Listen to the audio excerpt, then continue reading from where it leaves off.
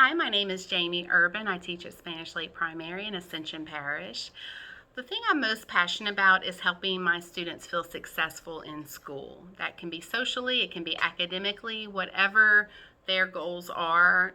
I like to help them in their process of accomplishing those goals. So seeing them accomplish something in class, whether it be reading a hard text or even just being able to walk up and make a friend. There's nothing better than just seeing that look of success on their face. Um, I also love to be a part of an IEP team. That is something that means a lot to me because when you have teachers and special educators and the student and the parents all come together to come up with this plan that is going to help a student who is struggling feel that success, it means the world to me. I especially love that I feel that my parents know I'm going to treat their student as I would treat my own. You know, I want to give them the support that I would give my own child. And as their parents can't be at school with them all day, I want to be the advocate for those students that I work with. And that's what I try to do.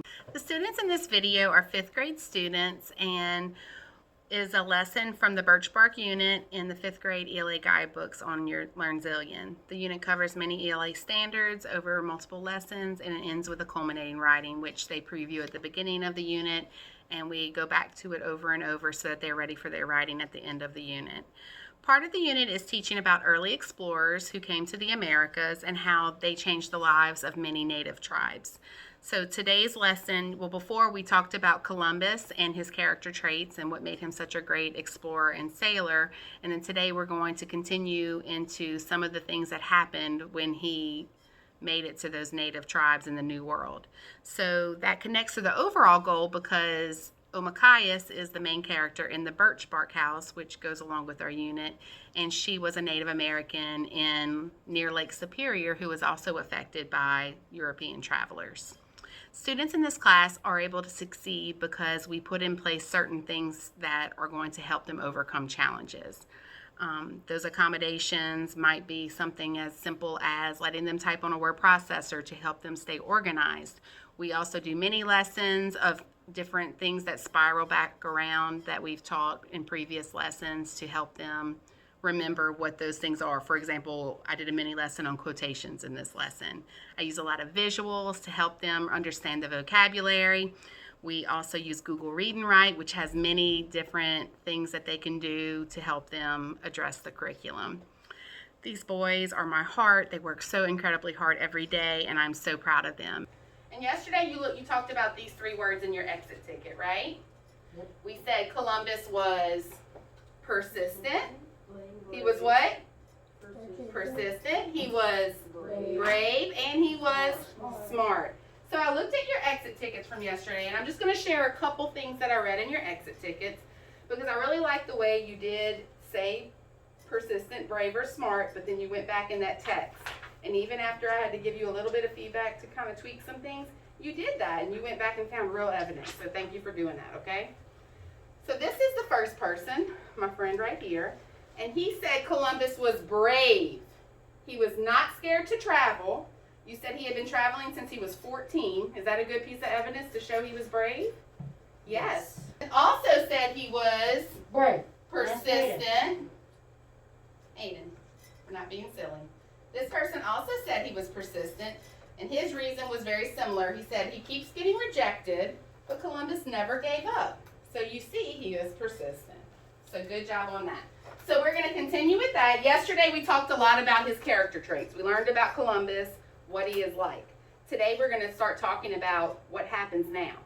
He got the funds, he got the money he needs, he's got 3 ships, and now it's time for him to start traveling. So that's what we're going to talk about today. We're also going to talk about some vocabulary that goes along with our new text today. I'm going to give some dojo points while y'all are typing because I love the way you are answering the question I asked you to answer and telling me why it has quotations, and you're all wearing your mask properly, so thank you. Well, now we're all wearing our mask properly. You knew that they were called quotation marks, but what do you think we typically use quotation marks for? Just because we haven't done this for a little while, I want to review really quickly. Lathan, what do you know about quotation marks? I know that people use them to use if someone's you talk to somebody and you tell the person who it's like a story, like this. Question mark. And he said, I am going to the grocery store. Very good. So you said we use quotations to show when someone is talking, right? So he said, he even gave an example. He said, comma, open quotations, I am going to the store, period, close quotations. Great example. So we use it when someone's talking in a text. What's another time we might use quotations? When it's a special word.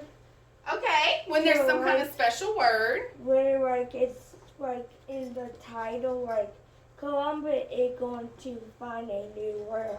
Okay, so if it's the title of a short work, and that means, so the name of a song can be in quotations. I wouldn't put Birch Bark House in quotations because that's a long novel. That's either going to be underlined or italicized. But if it's a short chapter from a book, kind of like this, Discovered, I can put it in quotations. He said if it's a different kind of word, so if there's something special about a word. Have you ever seen somebody when they're talking and they go like this when they say a word? Because they really want to emphasize that word. So quotation marks can be used for that. Good, those are some great ideas. So I made you all a little cheat sheet, and I'm going to pull it up right here, and we're going to read through it really quickly. After you write why you think it's called Discovered, why do you think the author chose to put quotation marks around the word discovered? I want you to add that too. Thanks. So Natalie likes the song Radioactive. So she said, my favorite song, Radioactive, just played on the radio. So since this is the name of a song, we can put quotation marks around it. Also, the band name's called Imagine Dragons. Yes, that's the name of the band. Yeah, my kids love Imagine Dragons. And All right, like Lathan said, we can also use quotations to show someone is speaking. For example, Sarah said, comma, with your quotations, let's go to the zoo on Friday. And then we close the quotations when they stop talking. So we see that a lot in all of our texts. We're going to be using this form throughout the lesson. So as we're typing, we're going to be jotting down anything we see throughout the text. So if I type something, do you think it's important that you type something as well? Yes, it's very important. If I type it, you type it. So start reading our text. We're going to turn to chapter 16 in just a second. I see some of you are already there. But we're going to be jotting down events that support the points. Columbus is one of the best sailors the world has ever known. Look at that statement right there, everybody. I'm going to make it bold. And I'm going to highlight it because this is our important point that we're trying to prove today, okay? So you are going to be citing evidence to prove that Columbus is one of the best sailors the world has ever known. We already know he's brave, we already know he's persistent, and we already know he's smart. So today we're going to be finding more evidence from our text to show why he's one of the best sailors the world has ever known, okay? So as I'm reading, if you hear something that makes you think he's one of the best sailors the world has ever known, raise your hand so we can jot that down, okay? Why does it say people who could read? Everyone didn't get to read? Why does it say that? Jaden? Because Jade, your name is not Jaden. in the Middle Age, the people who was not chose to be president, they couldn't read. But the people wealthy could read. Very good, Jaden. Good job. So these are all pieces of evidence straight from our text that prove why he was an exceptional sailor. Yeah. He pleads for 3 more days. They're ready to stop. And Columbus pleads for 3 more days. What do you think pleads means? Caden? It means to beg. To beg. Very good. Have you ever pleaded for something? Yes. Yes. I plead for Raise your hand. Jaden, what have you pleaded for before? I tried to plead for a dog and Oh, a cat. tell me, pretend I'm your mama. What did you say? I tried to plead for a dog and a cat. Did you say, Mama, please, can I have a cat or a dog? And did it work? No. No. What have you pleaded for, Caden? I pleaded for like a cat and we actually got it. Oh, it worked. When Caden pleaded for a cat, it worked. He got what he wanted. Late. So did they give him more time? Yeah. Did they agree to go on? Yes. They said, all right, if you're willing to risk your life, Christopher Columbus, who we know is brave and persistent and smart, if you're willing to make that kind of sacrifice, we will go 3 more days. And did they find land? Yeah. Yes. So all this evidence from our text and your illustrations, what do you think the word pleads means? It beg. Beg somebody. To beg. Very good. We talked about our own experiences, our text, and we did illustration, and we know pleads means, maybe we should say begs. If he pleads, he begs. Very good. Yeah. So for your exit ticket today, you are going to answer this question. You're actually going to do two things for me. The first, hold on, Lathan, I need you to stop typing. I need you to listen to Miss Urban so you get all these parts. The first thing you're going to do is answer this exit ticket that says, Columbus's never give up attitude is the reason he and his crew made it to the New World. Do you agree with that? Do you agree that they made it to the New World because of his never give up attitude? So you're going to say, I agree that his never give up attitude helped them make it to the New World, or you're going to say, I disagree.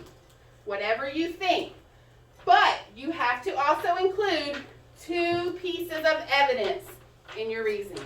Did we talk about lots of reasons that you can use as evidence today? Yes. So your sentence needs to be, your little exit ticket needs to be at least 3 sentences. Do you agree or disagree? Evidence 1 and evidence 2. Does everybody understand that? What should the evidence show? First, I want you to come here, and you can use your Google Read Write to do this. I agree with that. Nope, I want you to try.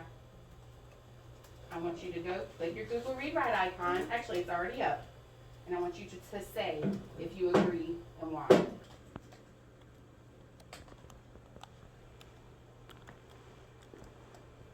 So today's lesson about Columbus's voyage to the New World was a success. I was able to look at each student's exit ticket and determine that they were able to explain that his never give up attitude was what led for that voyage to be a success. They gave very explicit evidence from the text that we read together.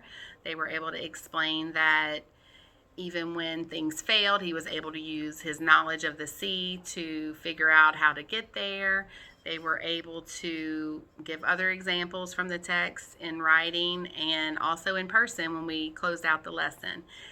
In the next lesson, they also know that we will start the next lesson with pulling those exit tickets and reading their responses and talking about how their evidence that they gave was good at supporting, or how we can even make that evidence stronger.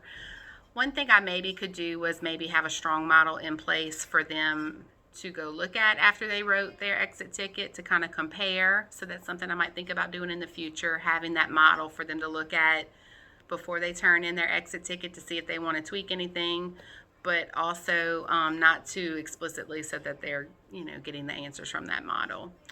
I am going to start the lesson that way, and then we'll go on with our unit to learn about the New World and all of the amazing people who started it